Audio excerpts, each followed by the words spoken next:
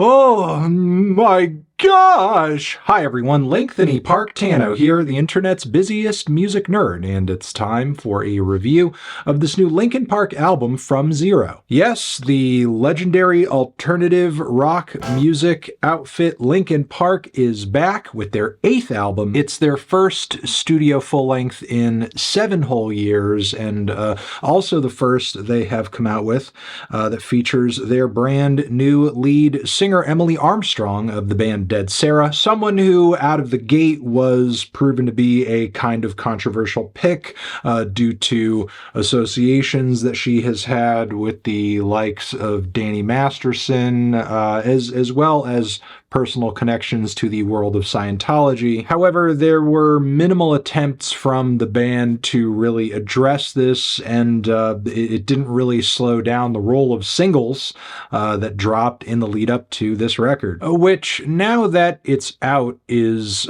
surprisingly scant. It's just 10 tracks and an intro that total up to just over 30 minutes of runtime. Somehow the band managed to streamline things even more since the release of their last record, One More Light, which was also on the short side. And maybe it's the case that on this new one, the band doesn't want to be doing too much or overextending themselves, because in part it does feel like this record exists to sort of sell us on the idea that Emily Armstrong is a decent replacement for the late and beloved Chester Bennington, one of the most celebrated vocalists in modern rock and metal music, point blank period. And losing him, frankly, leaves Linkin Park with one of the most unfillable voids for any band lineup ever. But you can't really blame them for trying, though, because Linkin Park is a group whose cultural legacy and impact still burns strong to this day, and they're a band who I'm sure would love to be playing their classic tracks in front of thousands and thousands of adoring fans who want to hear them, but they can't do it with that key part of their lineup gone.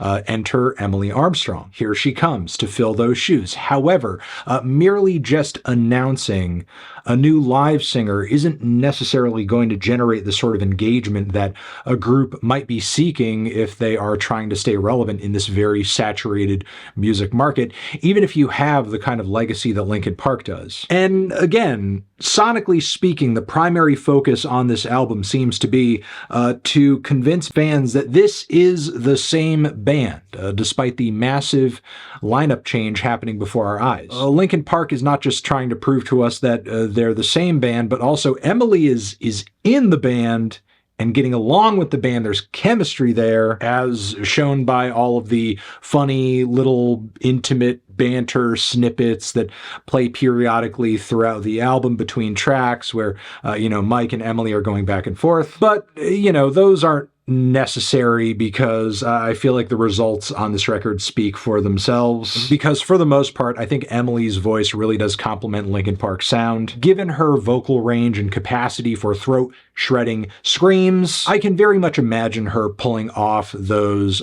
pivotal Chester Bennington moments on many a classic Linkin Park track. And she also clearly gives the band the ability to continue writing vocal parts as they always have, because in the track list on this LP, the band musters multiple songs that feel like, again, classic Linkin Park hits, but kind of subtly thrown into a blender so they're not making exact copies of songs like Numb, as well as One Step Closer, though if you listen closely, you'll catch whiffs of those types of tracks. Even the lead single on this thing, The Emptiness Machine, when the track kicks off, you really get all of these heavy, driving alt-rock riffs, soaring melodic leads from Emily. Mike Shinoda is also kind of leaning more into his singing voice as opposed to the rapping. And in addition to this, you get that classic Linkin Park lyricism where they're kind of taking a complex emotional issue, but really reducing it down almost to a fault, to where the dynamics being described come across as a bit too simple, as what's happening on this track is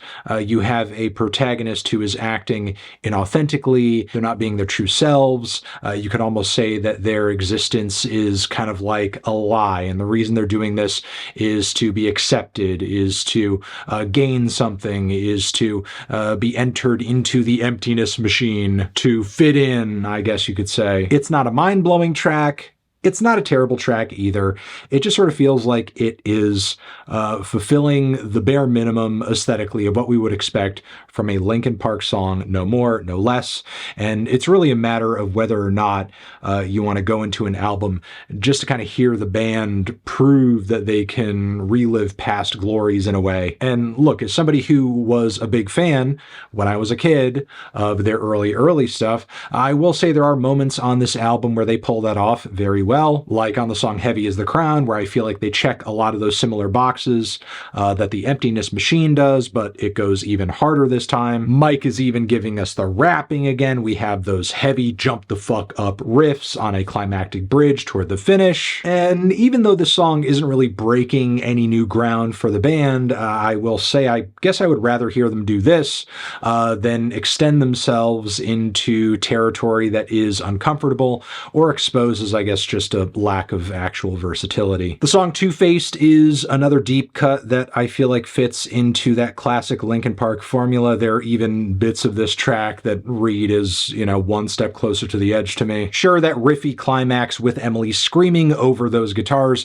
might seem a little stereotypical or even cliche for Linkin Park at this point, but, you know, it's still impressive that with a new vocalist, with a different lineup, they're still able to pull off this exact vibe with that much accuracy. In fact, I would actually say this song should have been the lead single to the record, and also with the lyrics on this track, you're getting classic Linkin Park writing where you're getting a very cathartic metal anthem about somebody who's just very difficult to deal with, or, you know, a very stressful interpersonal dynamic. In this case, it's somebody who's two-faced, duplicitous, that sort of thing. So yeah, for the most part, as much as Emily's inclusion into the lineup may have caused some fans to fret, she holds her own on this record, and she is most definitely not the weakest link in the chain when it comes to this album. The moments on this record that kind of falter are the ones where the territory feels unfamiliar,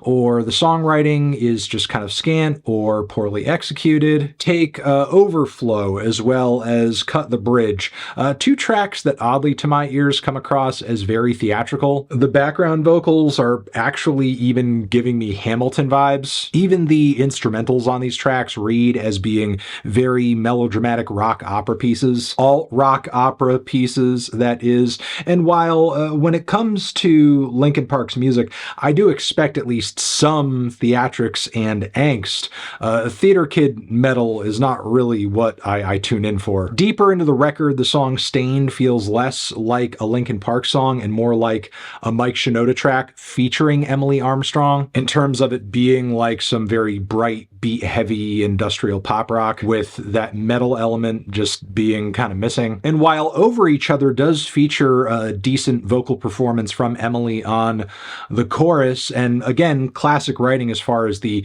lyrics go, because you're kind of dealing in this never-ending series of arguments that don't really resolve. This track also feels kind of out of place on the record, because without Mike Shinoda there vocally and just kind of Emily being on the track, it doesn't really feel like a Linkin Park song, especially with the instrumental coming across as so bland, not really having some of those electronic bells and whistles that their production is often kind of covered in to signal that, you know, you are hearing an alt metal and alt group that is kind of leaning into other genre blends. But yeah, ultimately this track just kind of feels like I'm listening to another band entirely. Despite this shortcoming, I will say Emily does vocally smash it when the band is trying to go as hard as humanly possible, like on Casualty, the most aggressive song on the record handily. It has these fast, punky, sludgy guitar riffs. Emily's vocals are just absolutely monstrous, and the song is so aggressive, it's even got Mike in the mix, throwing some growls into it. Even Mike is sounding angry on here, and, you know, actually selling it pretty well. But yeah, while there are some decent highlights in this track list, that does not an amazing album make. I mean, if you whittled this project down to its best moments, I feel like ultimately what you would have is like a great EP. You essentially really have a handful of strong radio rockers on here that reconnect with the band's classic beloved sound. And then you have a lot of gaps in between that are just not anywhere near as gratifying. And then it finishes off with a very unceremonious, just thankless closer that has a sort of ironic message. The track is essentially about good things going away and being replaced by not so good things, or just stuff that isn't as interesting or as great in comparison. Or at least that's like what the chorus would have you believe if you were to read directly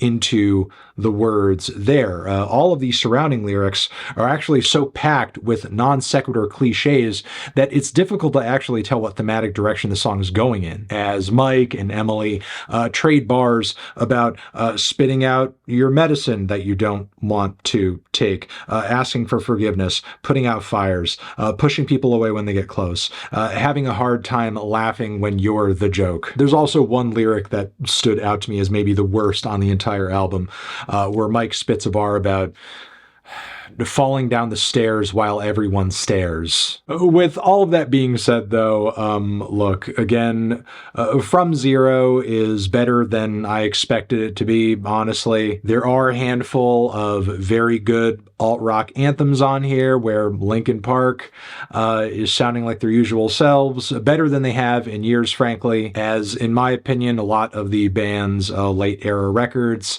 have been kind of weak.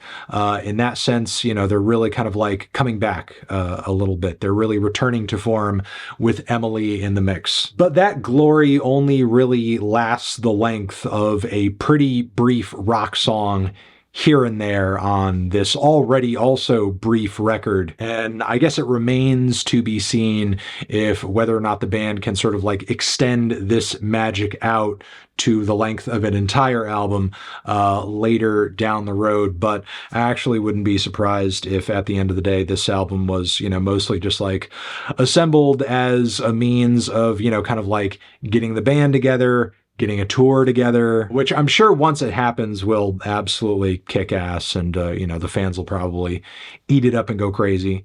And yeah, for the most part, I'm feeling a strong 4 to a light 5 on this thing. Transition, have you given this record a listen? Did you love it? Did you hate it? What would you rate it? You're the best, you're the best. What should I review next? Hit the like if you like. Please subscribe and please don't cry. Hit the bell as well. Over here next to my head is another video that you can check out. Hit that up or the link to subscribe to the channel. Anthony Fantano, Linkin Park, forever.